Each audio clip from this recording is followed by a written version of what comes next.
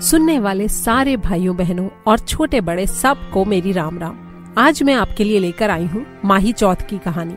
कहानी शुरू करने से पहले हमेशा की तरह एक छोटी सी रिक्वेस्ट, अगर आपने अभी तक मेरे चैनल को सब्सक्राइब नहीं किया है तो प्लीज इसे सब्सक्राइब करें, दोस्तों और परिवार वालों के साथ शेयर भी करें और घंटी वाला बटन दबाना ना भूलें ताकि आने वाले हर नए वीडियो की नोटिफिकेशन आपको पहले से ही मिल जाए। तो आइए कहानी शुरू करते हैं। माही चौथ की कहानी। एक साहूकार और साहूकारनी थे। वे लोग अपने घर में धर्म, पुण्य, व्रत कुछ नहीं करते थे।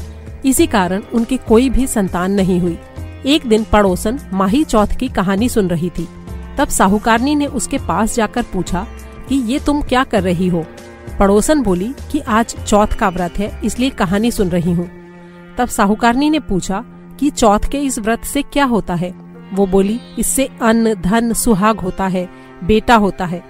तब साहूकारनी बोली कि अगर मैं गर्भवती रह जाऊं तो मैं 1.25 सेर का तिलकुटा करूंगी और चौथ का व्रत भी करूंगी।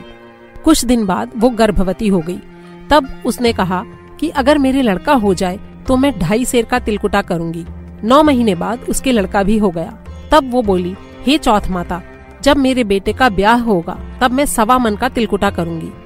ऐसे ही समय बीतता गया और बेटे के विवाह का समय भी आ गया। जब वे लोग बेटे का विवाह करने के लिए चले तो चौथ और बिंदायक जी ने आपस में बात की कि ये जब से गर्भवती हुई है तब से बार बार तिलकुटा बोलती है और अब बेटा ब्याहने भी चली तो भी इसने एक भी तिलकुटा नहीं किया और ना ही व्रत किया। अगर हम इसे अपना चमत्कार नहीं दिखाएंगे तो कलयुग में हमें कोई नहीं मानेगा। तो हम ऐसा करते हैं कि इसके बेटे को फेरों में से उठा ले आएंगे। उधर शादी के समय बेटे ने 3 फेरे तो ले लिए। चौथे फेरे में गरजती हुई चौथ माता आई और उन्होंने दूल्हे को उठाकर पीपल पर बैठा दिया। सारे फेरों में हाहाकार मच गया।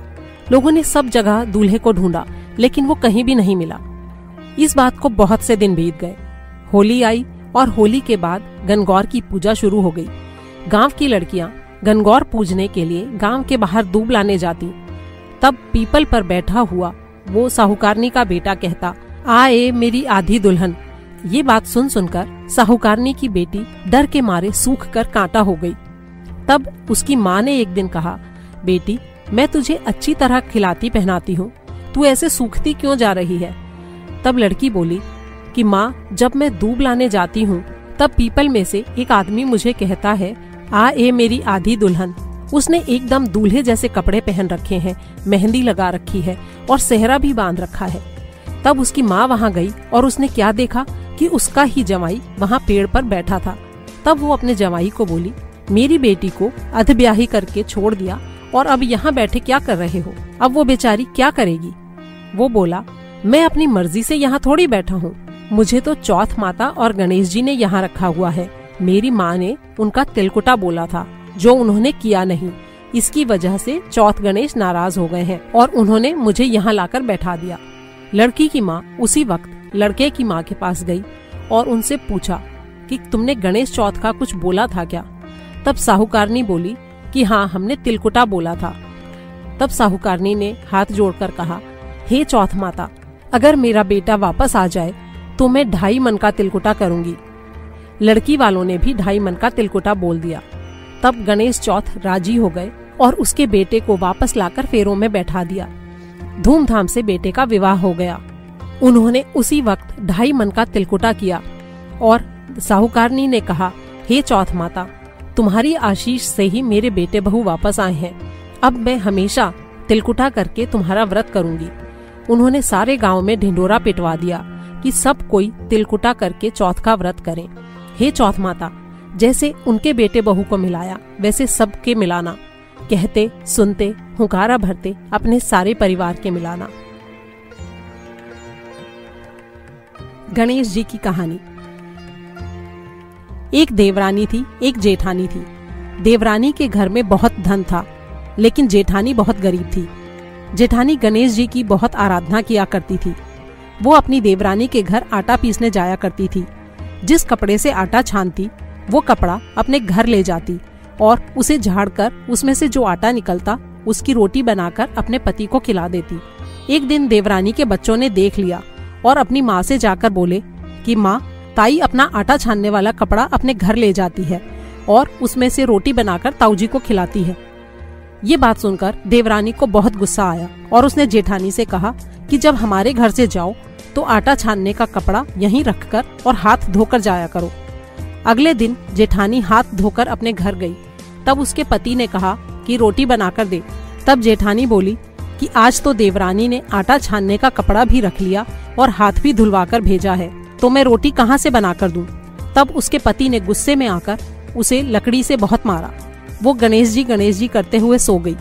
सपने में गणेश जी आए और उन्होंने उससे पूछा कि तू क्यों सो रही है? वो बोली कि मुझे मेरे पति ने मारा। मैं अपनी देवरानी के आटा पीसने जाया करती थी, वहाँ से आटा छानने का कपड़ा लाती और उसे झाड़कर उसमें से जो आटा निकलता उसकी रोटी बनाकर अपने पति को खिलाती। आज देवरानी ने कपड़ा भी रख लिया और हाथ भी धुलवा लिए, तो मैं कहाँ से रोटी बनाकर देती? इसलिए मेरे पति ने मुझे मारा। तब गणेश जी बोले कि मैं घर घर से तिलकुटा खाकर आया हूँ, निबटने की इच्छा हो रही है, मैं कहाँ जाऊँ? वो बोली, महाराज बहुत जगह पड़ी है, जहाँ आपका मन करे वहाँ निबट लो। गणेश जी निमट कर बोले, निमट तो लिया, अब पहुँचूं कहाँ? तब वो गुस्से में आकर बोली, मेरे सर में पहुँच लो।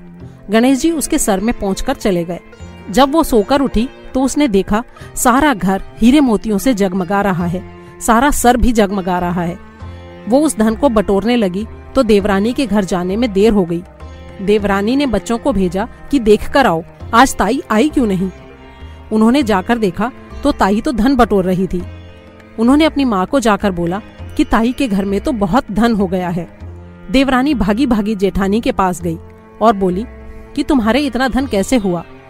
जेठानी बोली कि तूने मुझे आटा छानने का कपड़ा नहीं दिया, इसलिए मेरे पति ने मुझे लकड़ी से मारा। मार खाकर मैं सो गई। गणेश जी आए और बोले कि क्यों सो रही है? मैंने कहा कि मेरे पति ने मुझे मारा। वो बोले कि मैं कहाँ निपटूं? तो मैंने कहा कहीं भी निपट लो। फिर उन्होंने पूछा कि अब मैं पहुंचूं कहाँ? तो मैंने कहा मेरे सर में पहुंच लो। गणेश जी मेरे सर में पहुंचकर चले गए। उसके बाद से मेरे घर में धन ही धन हो गया। इतनी बात सुनते ही देवरानी के तन बदन में आग लग गई। वो घर गई और अपने पति से बोली कि मुझे लकड़ी से खूब मारो। जेठानी के पति ने उसे मारा तो उसके घर में धन हो गया। उसका पति बोला, अरे धन की भूखी, तेरे पास किस चीज की कमी है जो तू मार खाना चाहती है? लेकिन वो मानी नहीं, बोली नहीं मुझे तो मारो। तब उसके पति ने उसे खूब मारा। वो अपना सारा मकान खाली करके सो गई। गणेश जी आए और बोले कि मैं कहाँ निपटूं? तब वो बोली, महाराज उसका तो छोटा सा मकान था, मेरा तो बहुत बड़ा मकान है, जहाँ आपकी इच्छा हो वहाँ निमट लो। गणेश जी सारे घर में निमट लिए। फिर उन्होंने पूछा कि मैं पहुँचूं कहाँ? तब वो बोली, आओ मेरे सर में पहुँच लो। उसके सर में पहुंचकर गणेश जी अंतर्ध्यान हो गए। जब सुबह उठी तो क्या देखा कि सारे घर में गोबर कूड़ा पड़ा सड़ रहा है। वो हाथ जोड़कर बोली कि महाराज ये आपने क्या छल किया? जेठानी को तो धन दिया और मुझे ये गोबर कूड़ा दिया। तब गणेश जी बोले कि तूने धन के लिए मार खाई और उसने धर्म के लिए मार खाई। तब देवरानी बोली, हे महाराज मुझसे गलती हो गई, आप ये अपनी सारी माया समेटो, मुझे धन नहीं चाहिए। तब गणेश जी बोले कि पहले तू तेरे धन में से आधा धन जेठानी को दे, तब मैं ये सारी माया समेटूंगा। उसने अपने धन में से आधा धन जेठानी को दिया। तब गणेश जी ने अपनी सारी माया समेटी। हे गणेश जी महाराज, जैसा देवरानी को दिया वैसा किसी को मत देना, और जैसा जेठानी को दिया वैसा सबको देना। कहते सुनते हुकारा भरते अपने सारे परिवार को देना, हमें भी देना।